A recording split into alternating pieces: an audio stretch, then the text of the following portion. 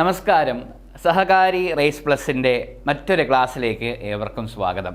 നമ്മുടെ ഒരു എക്സാം അല്ലേ, ഏറ്റവും പ്രധാനമായ ഒരു എക്സാം വരുന്നുണ്ട്. സിവിൽ പോലീസ് ഓഫീസറും WCPO വിമൻ സിവിൽ പോലീസ് ഓഫീസറിൻ്റെ എക്സാം വരുന്നുണ്ട്. അതിൽ മെയിനായിട്ട് വരുന്ന നിയമങ്ങളുണ്ട്. IPC, CRPC, എവിഡൻസ് തുടങ്ങിയ ചെറിയ നിയമങ്ങളുണ്ട്. അതിൽ ഏറ്റവും ഇമ്പോർട്ടൻ്റ് ആയിട്ട് 2 മാർക്കിന് വരുന്ന ഒരു സബ്ജക്റ്റാണ് ഇന്ത്യൻ എവിഡൻസ് ആക്ട്. ഏറ്റവും നമ്മൾ ഒന്നിരുന്നാൽ ആ 2 മാർക്കും നമ്മുടെ കയ്യിലിരിക്കും. അങ്ങനെയുള്ളൊരു പേപ്പറാണ് ഇന്ത്യൻ എവിഡൻസ് ആക്ട്. കുറച്ച് കാര്യങ്ങൾ മാത്രമേ പഠിക്കാനുള്ളൂ. മനസ്സിരുത്തിയാൽ 2 മാർക്ക് കൂടെ പോരും.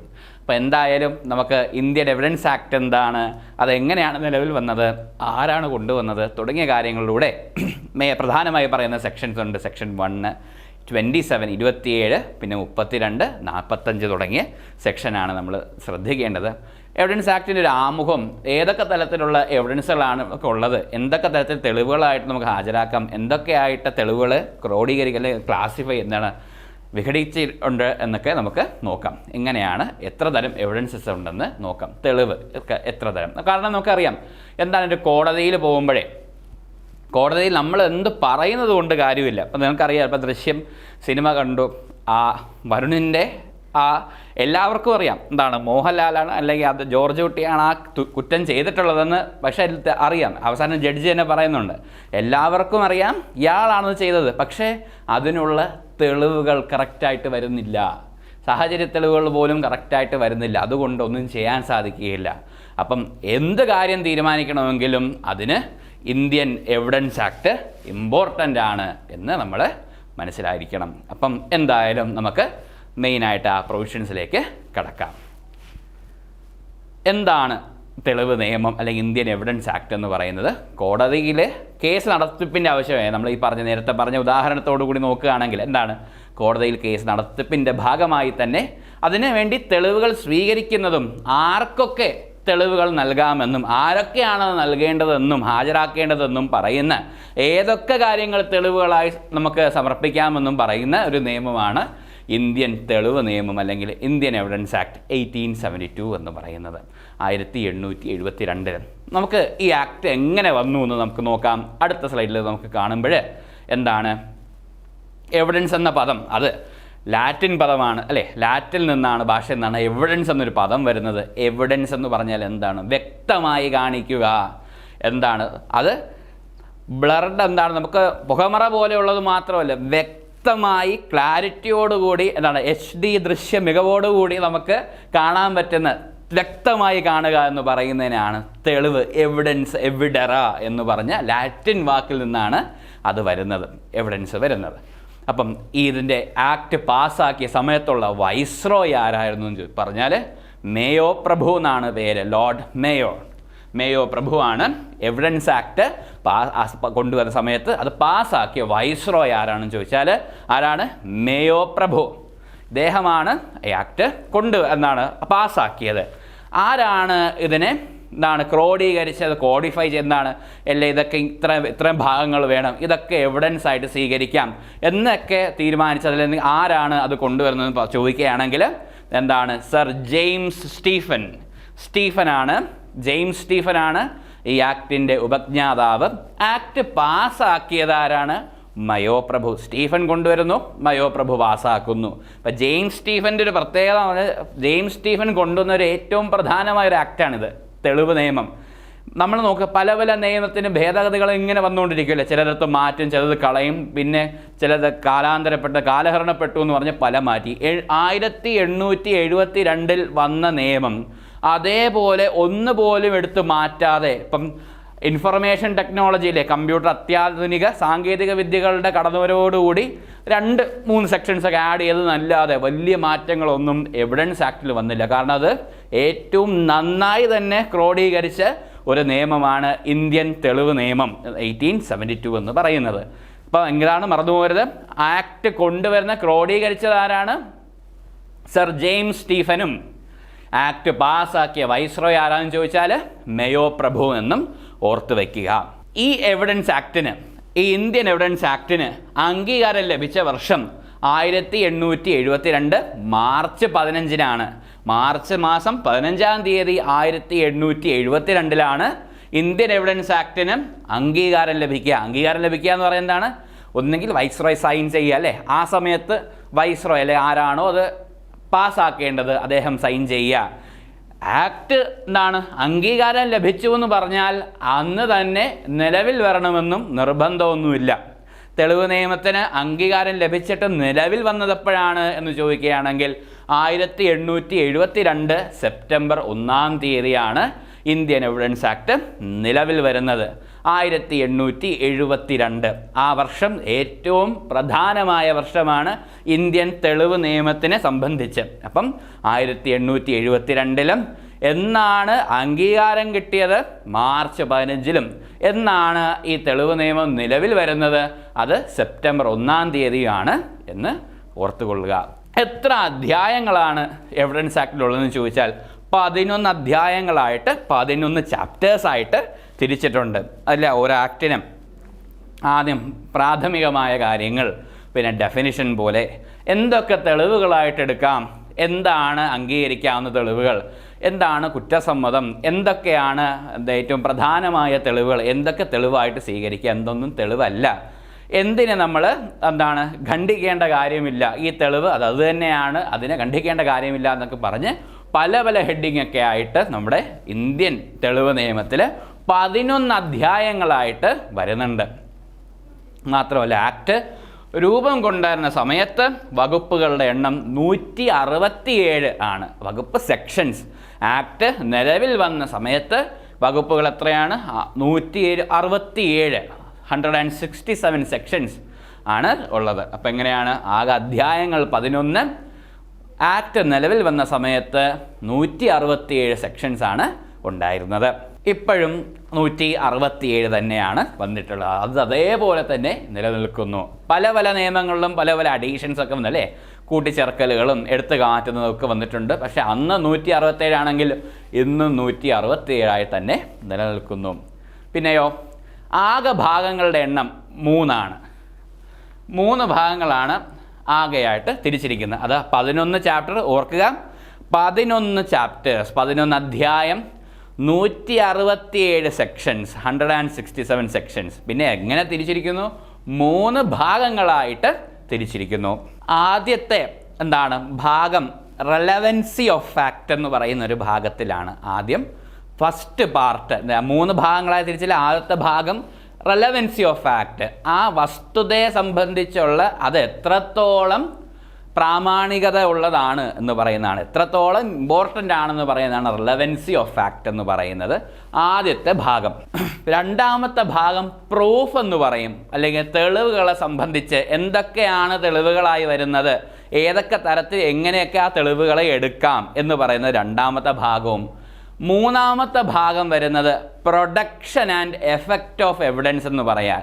അങ്ങനെ ഒരു തെളിവ് നമ്മൾ ഹാജരാക്കുമ്പോൾ അതിൻ്റെ എഫക്റ്റ് എത്രയാണ്, എന്തൊക്കെയാണ് അതിൻ്റെ എഫക്റ്റ് വരുന്നത്, അതിൻ്റെ കോൺസിക്വൻസസ് എന്താണ് എന്നാണ് പറയുന്നത്. അപ്പം 3 ഭാഗങ്ങളായി പറയുന്നു. ആദ്യത്തെ ഭാഗം റെലവൻസി ഓഫ് ഫാക്റ്റ് എന്നും, രണ്ടാമത്തെ ഭാഗം പ്രൂഫ് സംബന്ധിച്ചും, മൂന്നാമത്തെ ഭാഗം വരുന്നത് എഫക്റ്റ് ആൻഡ് പ്രൊട്ടക്ഷൻ അല്ലേ, production and effect of evidence, നമ്മൾ ഹാജരാക്കിയ തെളിവുകളിലും അതിൻ്റെ ബാക്കിയുള്ള കാര്യങ്ങൾ എങ്ങനെയാണ് എന്ന് സംബന്ധിച്ചിട്ട് 3 ഭാഗങ്ങളായിട്ട്. പ്രധാനമായിട്ടും ഇപ്പം നമ്മൾ തെളിവുകളെ പറഞ്ഞല്ലോ, ഇതിൻ്റെ തെളിവുകൾ ഓരോരോ രീതിയിലുള്ള ഓരോരോ തെളിവുകളുണ്ട്. അപ്പോൾ അങ്ങനെ നമ്മൾ നോക്കുമ്പോൾ പലതരം തെളിവുകളുണ്ട്, പല രീതിയിൽ നമുക്കതിനെ പറയാം. പ്രധാനമായും എന്താണ് കണ്ടെടുക്കപ്പെട്ട അല്ലെ ഏറ്റവും പ്രധാനമായി തോന്നിയ തെളിവുകളെ 9 തരം തെളിവുകളായിട്ട് തരംതിരിച്ചിട്ടുണ്ട്. നമുക്കത് ഏതൊക്കെയാണെന്ന് നോക്കിയാലോ. ആദ്യം ഡയറക്റ്റ് എവിഡൻസ് എന്ന് പറയും, നേരിട്ട്. അതിനൊരു ബെസ്റ്റ് എവിഡൻസ് എന്ന് പറയും. എന്താണ് ഡയറക്റ്റ് എവിഡൻസ് എന്ന് പറയും? Best evidence. ഓറൽ എവിഡൻസ്, വാമൊഴിയാൽ പറയുന്ന എവിഡൻസ്. പിന്നെയോ സർക്കംസ്റ്റാൻഷ്യൽ, സാഹചര്യ തെളിവുകൾ. ചില സിനിമകളിലൊക്കെ കണ്ടിട്ടില്ലേ, ചില കോടതികളിലെ സാഹചര്യ തെളിവുകളുടെ അഭാവത്തിൽ പ്രതിയെ ഇതിനാൽ കോടതി വെറുതെ വിട്ടിരിക്കുന്നു എന്ന് പറയുന്ന സാഹചര്യ തെളിവുകൾ സർക്കംസ്റ്റാൻഷ്യൽ എവിഡൻസ് എന്ന് പറയും. 4 റിയൽ എവിഡൻസും, നമ്മൾ ഡയറക്റ്റായിട്ട് പറയുന്ന, ഡയറക്റ്റായിട്ട് കൊടുക്കുന്ന എവിഡൻസിനെ പറയും. അടുത്തത് 5-മത്തെയോ ഹിയർസേ എവിഡൻസ്. ഹിയർസേ എവിഡൻസ്, ഇങ്ങനെ പറഞ്ഞതായിട്ട് കേട്ടു എന്ന് പറയുന്ന എവിഡൻസ്. നമുക്കിതെല്ലാം നമുക്കൊന്ന് എക്സ്പ്ലെയിൻ ചെയ്യാം, പേടിക്കേണ്ട, ചെറുതായിട്ട് ഞാൻ പറഞ്ഞു പോകുന്നതേ ഉള്ളൂ.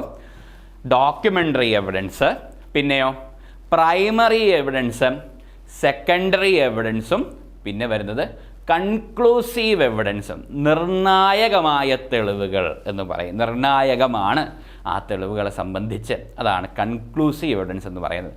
അപ്പം ആദ്യം ഏതൊക്കെയാണ് തെളിവെന്ന്? ഡയറക്റ്റ് എവിഡൻസ് പറഞ്ഞു അല്ലേ? ഡയറക്റ്റ് എവിഡൻസ് പറഞ്ഞു, ഓറൽ എവിഡൻസ് പറഞ്ഞു, സാഹചര്യ തെളിവുകൾ സർക്കംസ്റ്റാൻഷ്യൽ എവിഡൻസ് പറയുന്നു, റിയൽ എവിഡൻസ് പറയുന്നു, പിന്നെയോ ഹിയർസേ എവിഡൻസ് പറയുന്നു, ഡോക്യുമെൻ്ററി എവിഡൻസ് പറയുന്നു, അത് പ്രാഥമികമായ എവിഡൻസ് എന്ന് തെളിവുകൾ എന്ന് പറയുന്നു, രണ്ടാമത് സബ്സിഡറി അല്ലെങ്കിൽ സെക്കൻഡറി ആയ എവിഡൻസ് എന്ന് പറയുന്നു, അവസാനം എന്താണ്? നിർണായകമായ തെളിവുകൾ അല്ലെങ്കിൽ കൺക്ലൂസീവ് എവിഡൻസ് എന്ന് പറയുന്നു. ഇത്രയുമാണ് തെളിവുകളെ പ്രധാനമായിട്ടും തിരിച്ചിരിക്കുന്ന 9 കാര്യങ്ങൾ. നമുക്ക് ഓരോന്നും എന്തൊക്കെയാണ് എങ്ങനെയൊക്കെയാണ് എന്ന് നമുക്ക് പരിചയപ്പെടാം. ആദ്യത്തെ തെളിവ് നമുക്ക് ഡയറക്റ്റ് എവിഡൻസ് എന്ന് പറയാം. നേരിട്ട് ഒരു കാര്യം പറയുന്നത് സംബന്ധിച്ചാണ് ഡയറക്റ്റ് എവിഡൻസ്. നമുക്ക് നോക്കിയാലോ എന്താണ് ഈ സീൻ. നിങ്ങൾക്ക് ഓർമ്മയുണ്ടോ? നിങ്ങളൊരു മോഹൻലാൽ ഫാൻ ആണെങ്കിൽ അല്ലെങ്കിൽ ക്രൈം ത്രില്ലറുകളൊക്കെ ഇഷ്ടപ്പെടുന്ന ആളാണെങ്കിൽ ഈ സീൻ നിങ്ങൾ എന്തായാലും മറന്നിട്ടുണ്ടാവില്ല അല്ലേ? ദൃശ്യം 2 അല്ലേ? ജിത്തു ജോസഫിൻ്റെ ഏറ്റവും മാസ്റ്റർ മൈൻഡ് എന്ന് പറയുന്നത്, മാസ്റ്റർ സിനിമ എന്ന് പറയുന്നത് ദൃശ്യം 2 ഒരു പ്രധാനമായ സീനാണ്. അത് എന്തായാലും കഥയൊന്നും ഞാൻ പ്രത്യേകിച്ച് പറയേണ്ടത്. ഇതിൽ നമുക്കെന്താണ് ഡയറക്റ്റ് എവിഡൻസിനെ കാണാൻ സാധിക്കും. എങ്ങനെയാണ് എന്ന് നമുക്ക് കണ്ടു നോക്കാം. നീ എന്താ ഉദ്ദേശിക്കുന്നത്? എനിക്ക് ഇത്തിരി കാശ് വേണം സാറേ. എത്ര? ഒരു 5 ലക്ഷം.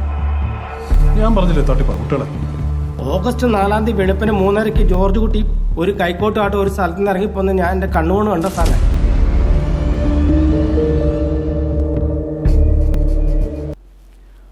ഓക്കെ, അപ്പം എന്താണ് ഇദ്ദേഹം പറയുന്നത്? എനിക്ക് എന്താണ് ഒരു തെളിവ് തരാനുണ്ട്.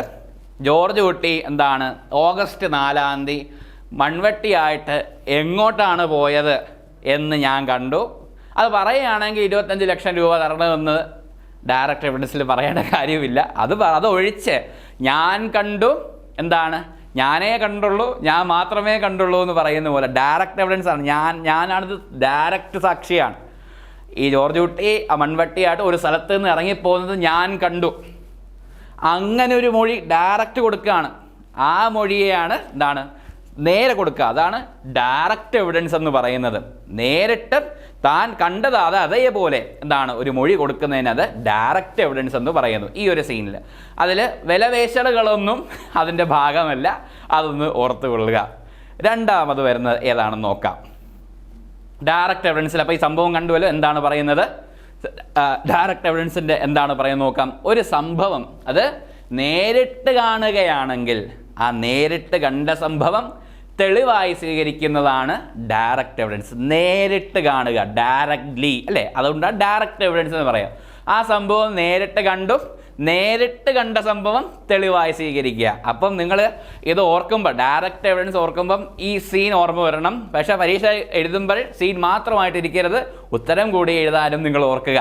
അപ്പോൾ ഡയറക്റ്റ് എവിഡൻസ് എന്ന് പറഞ്ഞാൽ ആ സംഭവം നേരിട്ട് കാണുകയാണെങ്കിൽ, ഒരു സംഭവം നേരിട്ട് കാണുകയാണെങ്കിൽ നേരിട്ട് കണ്ട സംഭവം തെളിവായി സ്വീകരിക്കുന്നതാണ് ഡയറക്റ്റ് എവിഡൻസ് എന്ന് പറയുന്നത്. ഇനിയുള്ളത് നമുക്ക് നോക്കാനുള്ളത് ഏതാണ്? ഓറൽ എവിഡൻസ്, വാമൊഴി കൊടുക്കുക. ഓറൽ എവിഡൻസ് നമുക്ക് സാധാരണ എവിഡൻസ് എഴുതി കൊടുക്കാം, ചിലതൊക്കെ നമുക്ക് എഴുതിയെടുക്കാം, അങ്ങനെയൊക്കെ ചെയ്യാറുണ്ട്. ഓറൽ എവിഡൻസ് എന്ന് പറയാൻ നമ്മൾ വാമൊഴിയാൽ പറയുന്നതാണ്. അതിനെയും സ്വീകരിക്കാം, തെളിവായി സ്വീകരിക്കാം എന്ന് പറയുന്നുണ്ട്. പ്രൈമറി അതിൻ്റെ ബെസ്റ്റ് എവിഡൻസ് ആയിട്ട് ചില സമയത്ത് ഓറൽ എവിഡൻസ് എടുക്കുന്നുണ്ട്. ഇതിപ്പം ഈ സീനൊക്കെ ഓർമ്മയുണ്ടെങ്കിൽ ചോട്ടാ മുംബൈയിലെ ഒരു സീനാണ്. നമുക്കൊന്ന് കണ്ടു നോക്കാം.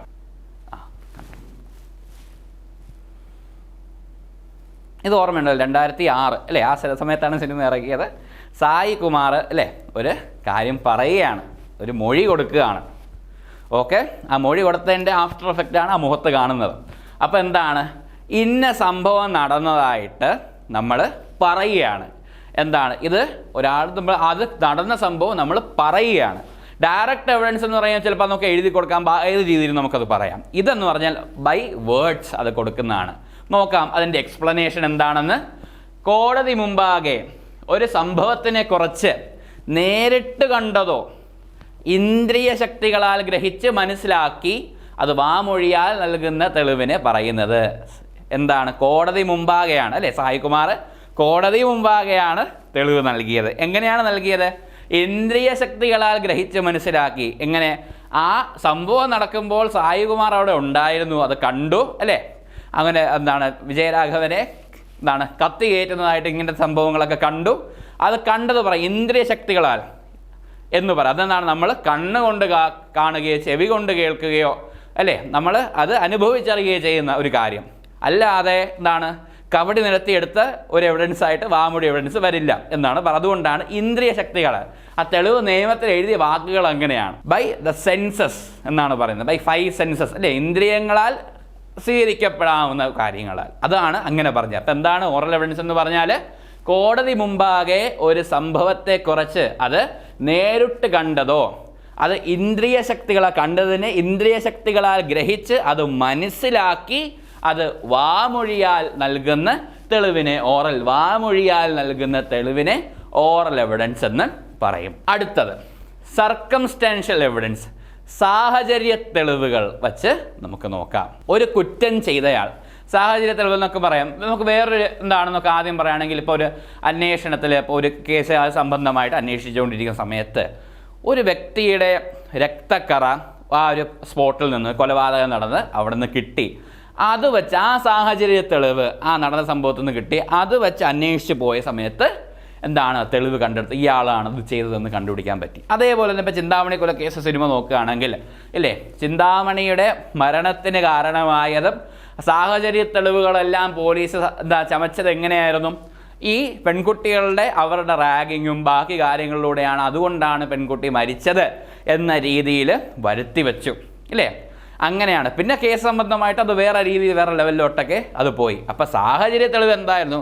ഇവരുടെ ഒരു പീഡനം കൊണ്ടാണ് ചിന്താമണി അങ്ങനെ മരിച്ചത് എന്ന രീതിയിലായിരുന്നു. സാഹചര്യം അങ്ങനെ സൃഷ്ടിച്ചു. അങ്ങനെ അതിൽ നിന്നും ഇതിനെ തെളിവായിട്ടെടുത്തു. അതാണ് സാഹചര്യ തെളിവ്. എന്താണ്? ഒരു കുറ്റം ചെയ്തയാൾ ഇന്നയാളായിരിക്കുമെന്ന് സാഹചര്യത്തിന് അനുസൃതമായി നൽകുന്ന തെളിവാണ് സാഹചര്യ തെളിവ്, അല്ലെങ്കിൽ സർക്കംസ്റ്റാൻഷ്യൽ എവിഡൻസ് എന്ന് പറയുന്നത്. സർക്കംസ്റ്റാൻഷ്യൽ എവിഡൻസ്, സാഹചര്യ തെളിവുകൾ എന്ന് പറയുന്നത് എന്താണ്? ഒരു കുറ്റം ചെയ്തയാൾ അയാൾ ഇന്നയാളാണ് എന്ന് സാഹചര്യത്തിനനുസൃതമായി നൽകുന്ന തെളിവിനെ പറയുന്നത്. അത് സാഹചര്യം ആ സമയത്ത് ഞാൻ നേരത്തെ പറഞ്ഞ പോലെ രക്തക്കറ കിട്ടുകയാണ്, ഒരു രക്ത സാമ്പിൾ കിട്ടുകയാണ്. അത് നോക്കുമ്പോൾ ഇത് ഇന്നയാളാണ് ഇത് ചെയ്തിരിക്കുന്നത്, അതിനെ പറയുന്നതാണ് ഈ സാഹചര്യ തെളിവ്, സർക്കംസ്റ്റാൻഷ്യൽ എവിഡൻസ്. ഈ ഒരു പിക്ചർ വേണമെങ്കിൽ മനസ്സിലിരിക്കട്ടെ, നിങ്ങൾക്ക് അത് കണക്ട് ചെയ്ത് നിങ്ങൾക്ക് എന്തായാലും അത് പറയാൻ സാധിക്കും. സാഹചര്യ തെളിവുകൾ എന്താണെന്ന് ചോദിച്ചാൽ ഈ ഒരു സ്റ്റേറ്റ്മെൻറ്റ് ഓർത്തിരിക്കുക. അടുത്തത് റിയൽ എവിഡൻസ്. ഏറ്റവും ബെസ്റ്റ് എവിഡൻസ് എന്നാണ് റിയൽ എവിഡൻസിനെ നമ്മൾ വിളിക്കുന്നത്. കോടതിയിൽ മജിസ്ട്രേറ്റിനോ ജഡ്ജിക്കോ നേരിട്ട് മനസ്സിലാകുന്ന തരത്തിൽ കൊടുക്കുന്ന തെളിവിനെ പറയുന്നതിനാണ് റിയൽ എവിഡൻസ് എന്ന് പറയുന്നത്. മജിസ്ട്രേറ്റിന് മുമ്പാകെയോ ജഡ്ജിയുടെ മുമ്പാകെയോ, മജിസ്ട്രേറ്റ് അറിയാമല്ലോ, മജിസ്ട്രേറ്റും അതിന് മുകളിലാണ് ജഡ്ജി വരുന്നത്, അറിയാമല്ലോ CRPC പ്രകാരം അല്ലേ.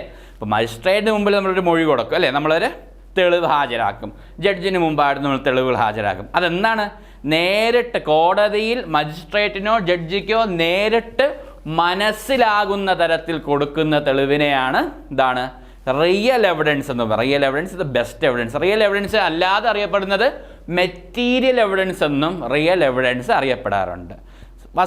വസ്തുതപരമായ എന്ന് വെച്ചാൽ അത് നമ്മൾ ആ തെളിവ് കൊടുക്കുമ്പം അത് നമ്മുടെ മുമ്പേ ഇങ്ങനെ നിൽക്കുകയാണ്, ഇങ്ങനെ പ്രൊജക്റ്റ് ചെയ്ത് നിൽക്കുകയാണ്. കാരണം അത് മെറ്റീരിയൽ എവിഡൻസ് ആണ്. ഇതാണ് ഇവിടെ ഏറ്റവും പ്രധാനമായ എസെൻഷ്യലായ എവിഡൻസ് എന്ന് പറയുന്നത്. അതാണ് റിയൽ എവിഡൻസ് എന്ന് പറയുന്നത്. മെറ്റീരിയൽ എവിഡൻസ് എന്നും ഇത് അറിയപ്പെടുന്നു. അപ്പോൾ എന്താണ്? കോടതിയിൽ മജിസ്ട്രേറ്റിനോ ജഡ്ജിക്കോ നേരിട്ട് മനസ്സിലാകുന്ന തരത്തിൽ കൊടുക്കുന്നതിനെ തെളിവെന്ന് പറയുന്നു. ആ തെളിവിനെ റിയൽ എവിഡൻസ് എന്ന് പറയുന്നു. ഇപ്പോൾ കോടതി എന്ന് പറഞ്ഞാൽ കോടതി മുറി മാത്രമല്ല കോടതി എന്ന് പ്രത്യേകം പറയുന്നുണ്ട്. എന്താണ്? ജഡ്ജ് എവിടെ ഇരിക്കുന്നു അല്ല മജിസ്ട്രേറ്റ് എവിടെയാണോ ഇരിക്കുന്നത് അത് കോടതിയായി മാറും. ആ സമയത്ത് കോർട്ട് പ്രൊസീഡിംഗ് വിളിക്കുകയാണെങ്കിൽ കോടതി നടപടികൾ എവിടെ ഇരുന്ന് ചെയ്താലും അതിനെ കോടതിയായിട്ട് കാണാമെന്നും പ്രത്യേകം പറയുന്നുണ്ട് നിയമത്തിലൊക്കെ. അപ്പം അത് കോടതിയെ നിങ്ങൾ ഓർക്കുമ്പോൾ നിങ്ങൾ ആ കോർട്ട് ബിൽഡിംഗ് എന്ന് ഓർക്കണമെന്നില്ല. അല്ലെങ്കിൽ എവിടെ ഇരുന്നാലും മജിസ്ട്രേറ്റിന് മുമ്പ് പോയാൽ അവിടെ തെളിവുകൾ ഹാജരാക്കുന്നതാണ് കോടതി സംബന്ധമായ നടപടികൾ നടക്കുന്ന സ്ഥലം, അത് കോടതി എന്ന് പറയും. അപ്പം കോടതിയിൽ മജിസ്ട്രേറ്റോ ജഡ്ജിക്കോ നേരിട്ട് മനസ്സിലാകുന്ന രീതിയിൽ കൊടുക്കുന്ന തെളിവിനെ റിയൽ എവിഡൻസ് എന്ന് അല്ലെങ്കിൽ മെറ്റീരിയൽ എവിഡൻസ് എന്നും പറയുന്നു. പിന്നെ ഹിയർസേ എവിഡൻസ്, പറഞ്ഞു കേട്ട് ഇയാൾ ഇങ്ങനെ പറഞ്ഞതായിട്ട് ഞാൻ കേട്ടു, അയാൾ അങ്ങനെ പറഞ്ഞു, അതാണ് ഞാൻ നിങ്ങളോട് പറയുന്നത്. ഇപ്പോൾ നമുക്ക് സീൻ അറിയണം, ചത്തു എന്നാണ് കേട്ടത് എന്ന് ഒരു സിനിമ ഒരു ശകലം ഉണ്ടാവില്ല, അതങ്ങനെ പറയാം. അപ്പോൾ എന്താണ്, അങ്ങനെയാണ് അവിടെ കേട്ടത്, പക്ഷേ എനിക്ക് ഡയറക്റ്റായിട്ട് അതങ്ങനെ അറിഞ്ഞുകൂടാ. അത് അങ്ങനെ ഞാൻ നേരിട്ട് കണ്ടോ, താങ്കൾ നേരിട്ട് കേട്ടോ എന്നൊരു ചോദ്യം വരികയാണെങ്കിൽ ഇല്ല, ഇയാൾ ഇങ്ങനെ പറഞ്ഞു, അത് ഞാൻ കേട്ടു, അതാണ് ഞാൻ നിങ്ങളുടെ അടുത്ത് പറഞ്ഞത്. അതാണ് ഹിയർസേ എവിഡൻസ് എന്ന് പറയുന്നത്. എന്താണ്, ഒരാൾ ഒരു സംഭവത്തിനെ കുറിച്ച് പറഞ്ഞത് കേട്ട് മറ്റൊരാൾ പറയുന്ന തെളിവിനെ എന്താണ് ഹിയർസേ എവിഡൻസ് എന്ന് പറയുന്നു. ഒരാൾ എന്താണ് ഒരു സംഭവത്തിനെ കുറിച്ച് പറഞ്ഞത്, അത് കേട്ടു, അത് കേട്ടിട്ട് മറ്റൊരാൾ പറയുന്ന തെളിവിനെ പറയുന്നതിനാണ് എന്താണ് ഹിയർസേ എവിഡൻസ്. ഇപ്പം ഞാൻ വേറൊരാൾ പറയുന്നൊരു കാര്യം കേട്ടു, അത് കേട്ടിട്ട് ഞാൻ ഒരു തെളിവായിട്ട് കൊടുക്കുകയാണ്, ഇങ്ങനെ ഇതിൻ്റെ മുമ്പ് ഇങ്ങനെ പറഞ്ഞിട്ടുണ്ട്. പക്ഷേ എത്രത്തോളം നമുക്ക് അതിനെ തെളിവായി സ്വീകരിക്കാമെന്ന് പറഞ്ഞ പല പല അഭിപ്രായങ്ങളാണുള്ളത്. ഹിയർസേ എവിഡൻസിനെ ജനറൽ നമ്മൾ എല്ലാമായിട്ട് നോക്കുകയാണെങ്കിൽ സാധാരണ തെളിവായിട്ട് സ്വീകരിക്കാറില്ല. പക്ഷേ എന്താണ്, മരണമൊഴി സംബന്ധിച്ച് ആ സമയത്ത് ഇയാൾ ഇങ്ങനെ പറയുന്നതായിട്ട് എനിക്ക് അറിയാം, എൻ്റെ അടുത്ത് ഞാൻ ഇങ്ങനെ കേട്ടായിരുന്നു എന്നൊക്കെ പറയാണ്, ചിലപ്പോൾ മരണമൊഴികൾ ചിലപ്പം അത് അംഗീകരിക്കാം. അല്ലാത്ത പക്ഷം ഹിയർസേ എവിഡൻസിനെ അത്രയൊരു തെളിവിൻ്റെ ഒരു വാലിഡിറ്റി അല്ലേ, അതിൻ്റെ ഒരു സുതാര്യത അത്രയും ഉണ്ടാവുമെന്ന് പറയുന്നില്ല, നിയമം അങ്ങനെ നിഷ്കർഷിക്കുന്നില്ല. അതെന്നാലും ഇതിനെ ഒരു തെളിവായി നമ്മൾ കാണുന്നു. എന്താണ് ഹിയർസേ എവിഡൻസ് എന്ന് പറഞ്ഞാൽ, ഒരാൾ ഒരു സംഭവത്തിനെ കുറിച്ച് പറഞ്ഞത് കേട്ട് മറ്റൊരാൾ പറയുന്ന തെളിവിനെ എന്താണ് പറയുന്നത്, ഹിയർസേ എവിഡൻസ് എന്ന് പറയുന്നു. ഇനി നമുക്ക് നോക്കേണ്ട ഡോക്യുമെൻ്ററി എവിഡൻസ് ആണ്. ഇത് ഈ സീൻ നിങ്ങൾക്ക് ഓർമ്മയുണ്ടോ? മന്ത്രി നിൽക്കുകയാണ്, വക്കീൽ എണീച്ച് നിൽക്കുകയാണ്. നമുക്ക് ഈ സീൻ ഒന്ന് കണ്ടു നോക്കാം. 16 വർഷം വക്കീലുണ്ട്, പണിയെടുത്തേരും സാമൂഹ്യ തയ്യാറാക്കിയ കരാറുകൾ തിരുത്തിയെഴുതാൻ വേണ്ടിയിട്ട് പ്രൈവറ്റ് സെക്രട്ടറിമാർ കൊടുത്ത കുറിപ്പുകൾ, അപകടം നടന്ന റോഡിൻ്റെ മെയിൻ്റനൻസ് വ്യവസ്ഥ തിരുത്താൻ വേണ്ടിയിട്ട് മന്ത്രി തയ്യാറാക്കിയ കരാറിൻ്റെ ഒറിജിനൽ, അത് ആ സമയത്ത് ഓക്കെ. നമ്മുടെ വക്കീൽ ഷുക്കൂർ വക്കീലിൻ്റെ എതിർ വക്കീൽ അല്ലേ, വക്കീൽ പറയുകയാണ് ഇത് കുറച്ച് കാര്യങ്ങൾ ഞാൻ ഇവിടെ ഹാജരാക്കുന്നു എന്ന് പറയുന്നു അല്ലേ. ആ കുറേ ഡോക്യുമെൻ്റ്, ഒരു റെസീറ്റ്, ഒരു രജിസ്റ്റർ ബുക്ക്, ഒരു റിപ്പോർട്ട് എന്നൊക്കെ പറഞ്ഞ് കുറേ കാര്യങ്ങൾ പറയുന്നുണ്ട് അല്ലേ. ഇങ്ങനെ അതൊക്കെ ഡോക്യുമെൻ്റഡ് ആണ്. അതെല്ലാം എന്താണ്, ആ ക്രോഡീകരിച്ച് കുറേ തെളിവുകളാണ്. ഒരു കാര്യത്തെ സംബന്ധിച്ചുള്ള ക്രോഡീകരിച്ച ഒരു ഡോക്യുമെൻ്റ് ചെയ്ത ഒരു തെളിവാണ്. അതിനെയാണ് ഡോക്യുമെൻ്ററി എവിഡൻസ് എന്ന് പറയുന്നത്. എന്താണ് ഡോക്യുമെൻ്ററി എവിഡൻസ് എന്ന് പറഞ്ഞാൽ, പരിശോധനയ്ക്ക് വേണ്ടി കോടതിയിൽ ഹാജരാക്കുന്ന രേഖകളെ ഡോക്യുമെൻ്ററി എവിഡൻസ് എന്ന് പറയും. അപ്പം ഡോക്യുമെൻ്റ് സംബന്ധിച്ചായ നിങ്ങൾ ഡോക്യുമെൻ്റ് എന്ന് കേൾക്കുമ്പോൾ മനസ്സിൽ വരുന്ന എന്താണ്, ഒരു പേപ്പർ, ഒരു പ്രബന്ധം പോലത്തെ എന്തെങ്കിലും വരാം, അല്ലെങ്കിൽ എന്താണ് ഒരു ബുക്ക് വരാം, അല്ലെങ്കിൽ റിപ്പോർട്ട് വരാം, നമ്മളെല്ലാം ടൈപ്പ് ചെയ്ത് പ്രിൻ്റ് എടുത്തുകൊണ്ട് വരുന്ന ഡോക്യുമെൻ്റ് പറയാം. ഇതൊക്കെ ഡോക്യുമെൻ്റാണ്. പക്ഷേ വേറെ എന്തൊക്കെ കൊണ്ട് ഡോക്യുമെൻ്റ്, ഇപ്പോൾ ഒരു മാപ്പ്, പക്ഷേ വേറെ എന്തൊക്കെയുണ്ട് ഡോക്യുമെൻ്റ്. ഇപ്പോൾ ഒരു മാപ്പ് എന്ന് പറഞ്ഞാൽ ഒരു എന്താണ് ഒരു ഗ്ലോബ്, ഒരു രാജ്യത്തിനൊരു മാപ്പ്, അതൊരു ഡോക്യുമെൻ്ററി എവിഡൻസ് ആണോ? ഡോക്യുമെൻ്ററി എവിഡൻസ് ആണ്. ആ സമയത്ത് ആവശ്യപ്പെട്ടാൽ അതൊരു ഡോക്യുമെൻ്റാണ്. ലിത്തോഗ്രാഫ്, ചുവർ ചിത്രങ്ങൾ, അല്ലെങ്കിൽ അവിടെ കല്ലിൽ മേലൊക്കെ ഉള്ള ഇൻസ്ക്രിപ്ഷൻ അല്ലെ, അതിലെ എഴുത്തുകൾ, അതൊക്കെ എന്താണ്, അത് ഡോക്യുമെൻ്റ് ആണോ? കല്ലിൽ മേലുള്ള എഴുത്തുകൾ അത് ഡോക്യുമെൻ്റ് ആണോ? അത് ഡോക്യുമെൻ്റ് ആണ്. പാംഫ്ലെറ്റ്, താളിയോലകൾ എഴുതിയത്, അത് ഡോക്യുമെൻ്റ് ആണ്. അത് തെളിവായി സ്വീകരിക്കുമ്പോൾ അതിനെ ഡോക്യുമെൻ്ററി എവിഡൻസ് എന്ന് പറയുന്നു. ഈ ഡോക്യുമെൻ്ററി എവിഡൻസിനെ നമ്മൾ പലതായിട്ട് തരംതിരിക്കാം, പല രീതിയിലുണ്ട്. പ്രൈമറി എവിഡൻസ് എന്നും സെക്കൻഡറി എവിഡൻസ് എന്നും പറയുന്നുണ്ട്. പ്രൈമറി എവിഡൻസ് എന്താണെന്ന് നോക്കാം. കോടതിയിൽ പരിശോധനയ്ക്ക് വേണ്ടി കോടതിയിൽ ഹാജരാക്കിയിട്ടുള്ള റെക്കോർഡുകളെ പ്രൈമറി എവിഡൻസ് എന്ന് അല്ലെങ്കിൽ ലീസ്റ്റ് എവിഡൻസ് എന്ന് പറയുന്നു. പ്രൈമറി എവിഡൻസ് എന്ന് പറയുന്നു. അപ്പം അതിൽ ഫസ്റ്റ് പ്രാമാണികമായ ഒരു ഡോക്യുമെൻ്റ് ഉണ്ടെന്നിരിക്കട്ടെ, അത് പ്രൈമറി എവിഡൻസ്. അത് വെച്ച് ഡോക്യുമെൻ്ററി എവിഡൻസ് വെച്ച് നമുക്ക് പ്രൈമറി എവിഡൻസ് നോക്കുകയാണെങ്കിൽ അത് നമുക്ക് ഒറിജിനൽ ആധാരം കോടതിയിൽ ഹാജരാക്കുകയാണെങ്കിൽ അത് പ്രൈമറി എവിഡൻസ് ആണ്. കോടതിയിൽ പരിശോധനയ്ക്ക് വേണ്ടി കോടതിയിൽ ഹാജരാക്കിയിട്ടുള്ള റെക്കോർഡുകൾ ഏറ്റവും പ്രൈമാണ്. കാരണം അതിൽ വേറെ കോപ്പി വേറെ ഒന്നുമില്ല. ഇതാണ് ഒറിജിനൽ സാധനം, അതാണ് പ്രൈമായിട്ട്. ഇത് ബെസ്റ്റ് എവിഡൻസ് എന്നും പറയും അല്ലേ. പ്രൈമറി എവിഡൻസ് ബെസ്റ്റ് അത് അതേപോലെ ഒറിജിനൽ കൊണ്ട് ഹാജരാക്കുകയാണ്, അത് തന്നെ ഹാജരാക്കുമ്പോൾ അത് പ്രൈമറി എവിഡൻസ് എന്ന് പറയും. സെക്കൻഡറി എവിഡൻസ് എന്ന് പറഞ്ഞാലോ കോടതിയിൽ സമർപ്പിക്കപ്പെട്ട താഴെ പറയുന്ന തരം തെളിവുകളെ സെക്കൻഡറി എവിഡൻസ് എന്ന് പറയാം. ഏതൊക്കെയാണ് നമുക്ക് നോക്കിയാലോ, ഏതൊക്കെയാണ് സെക്കൻഡറി എവിഡൻസ് എന്ന് പറഞ്ഞ് നോക്കിയാലോ?